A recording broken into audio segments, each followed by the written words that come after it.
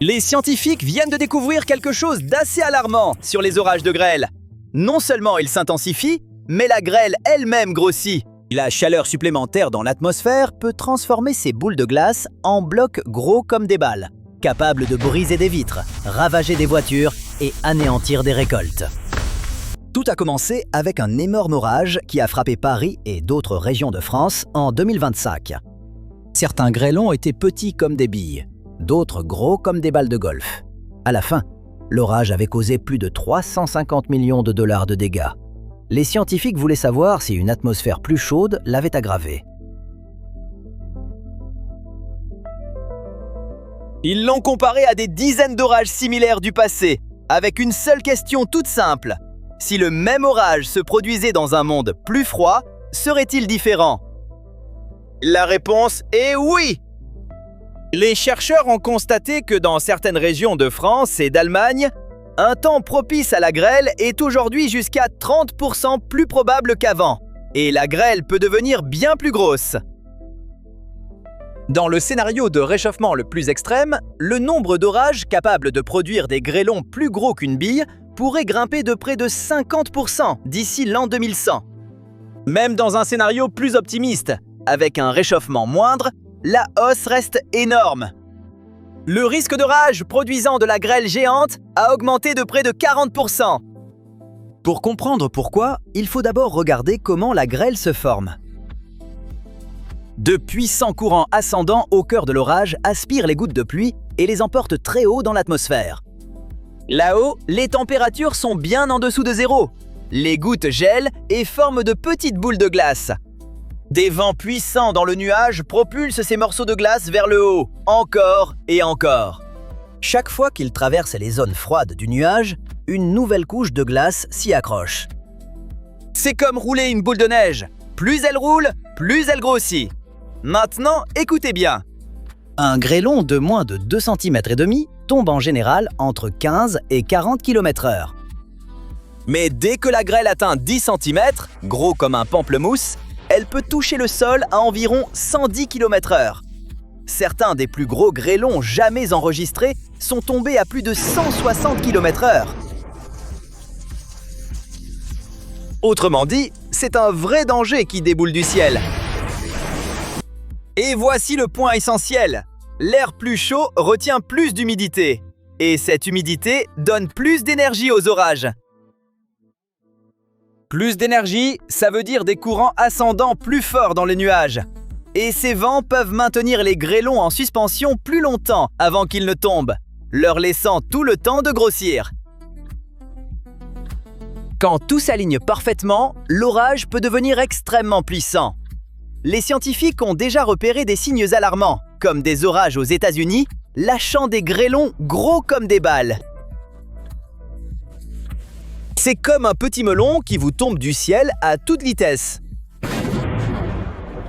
Regardons quelques-uns des orages de grêle les plus dévastateurs survenus récemment aux États-Unis. L'un d'eux s'est produit à Allen, au Texas, le 19 mai 2023.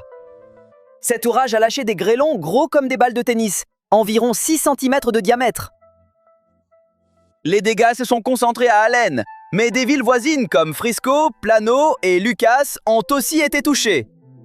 Ces boules de glace ont ravagé toits, vitres, voitures et commerces. Et au final, l'orage avait causé environ 1,3 milliard de dollars de dégâts.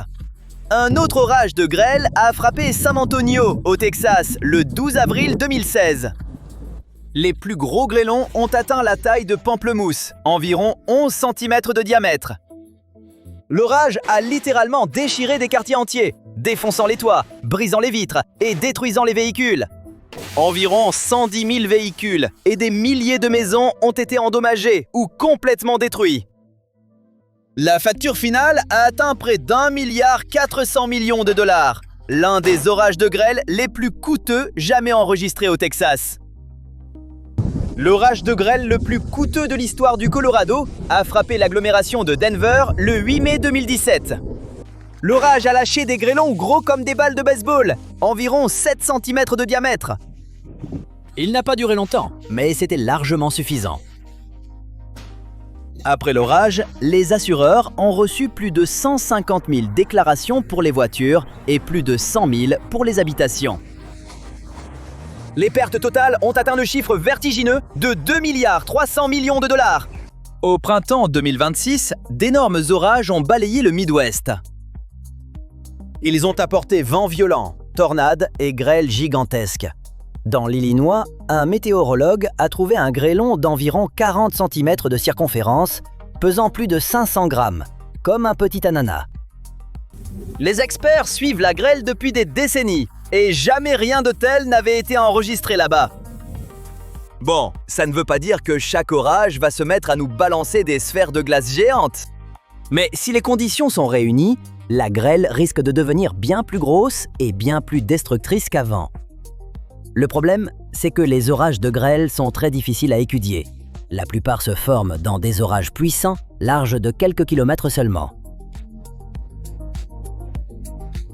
C'est minuscule comparé aux immenses zones qu'utilisent les modèles climatiques.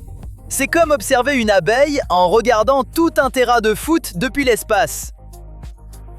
En plus, prouver que les changements du climat influencent les orages de grêle est encore plus dur. C'est pour ça que cette nouvelle étude compte. Les chercheurs expliquent que la grêle n'est plus un problème rare qui ne touche que quelques fermes perdues. Des orages de grêle plus violents commencent à frapper de plus grandes zones, comme des grandes villes pleines de voitures, de maisons, de bureaux et de gens. Les dégâts peuvent s'accumuler très vite. Chose intéressante, le changement climatique ne crée pas ces orages de toutes pièces. Les mêmes schémas qui produisaient de la grêle, il y a des décennies, existent encore aujourd'hui. La différence, c'est que l'atmosphère contient désormais plus de chaleur et plus d'humidité. Autrement dit, les orages n'apparaissent pas vraiment plus souvent, mais quand ils frappent plus fort. Le plus intéressant, c'est que les assureurs s'en inquiètent depuis des années, car un seul orage de grêle peut causer des milliards de dollars de dégâts en quelques minutes. Prenez une grande ville pleine de voitures, d'immeubles en verre et de panneaux solaires. Et imaginez maintenant des boules de glace géantes qui tombent soudain du ciel. Certains orages de grêle en Europe ont déjà causé des pertes proches de 3 milliards de dollars pour un seul événement. Voilà pourquoi les scientifiques cherchent tant à comprendre comment le changement climatique agit sur la grêle. S'ils identifient les orages les plus susceptibles de produire des grêlons géants, les prévisions pourraient devenir plus précises.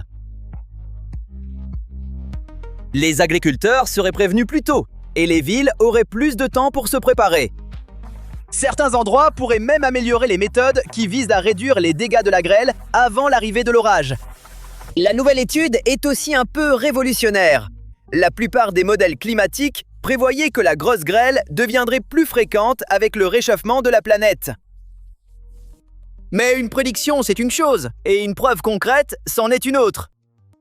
Les experts sont désormais plus sûrs d'un point. Quand un orage de grêle se forme, l'atmosphère plus chaude d'aujourd'hui peut le rendre plus dangereux. Il reste pourtant beaucoup d'inconnus. Un gros problème, c'est que la grêle est non seulement difficile à étudier, mais aussi difficile à suivre.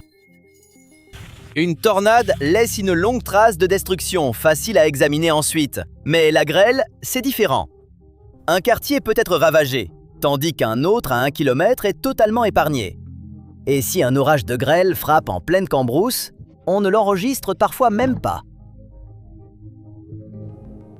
Les scientifiques cherchent encore à comprendre exactement ce qui se passe dans un orage, pendant que la grêle grossit.